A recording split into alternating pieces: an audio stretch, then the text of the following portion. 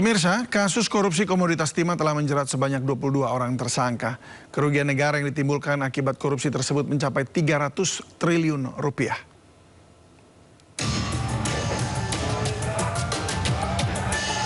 Kasus korupsi tata niaga komoditas timah menjadi perhatian publik.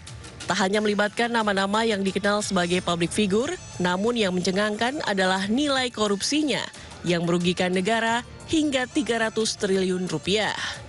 Kejaksaan Agung telah menjerat 22 orang tersangka, termasuk Crazy Rich Helena Lim dan suami public figure Sandra Dewi, Harvey Muiz. Sebelum menjerat Harvey Muiz, Kejaksaan lebih dulu menetapkan Helena Lim sebagai tersangka. Dari rumah Helena, penyidik menyita berangkas berisi perhiasan dan uang bernilai miliaran rupiah. Dari sini, Kejagung mengurai relasi antara Helena dan Harvey Muiz. Penyidik menduga Harvey meminta pihak smelter menyisihkan keuntungan yang dihasilkan dari praktik tambang timah ilegal untuk dikelola oleh Helena Lim sebagai dana CSR.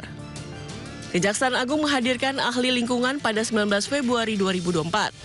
Ia menaksir kerugian negara akibat kasus korupsi ini bernilai fantastis, yakni 271 triliun rupiah.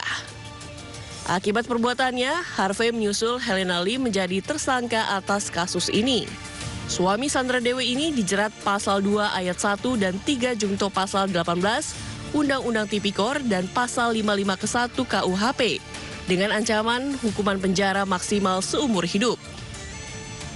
Sejumlah aset Harvey juga telah disita termasuk mobil mewah dan barang berharga dari sejumlah apartemen. Selain itu, istri Harvey, Sandra Dewi juga beberapa kali diperiksa terkait asal-usul aset dan dugaan TPPU yang menjerat suaminya. Dari Jakarta, Tim Liputan iNews melaporkan.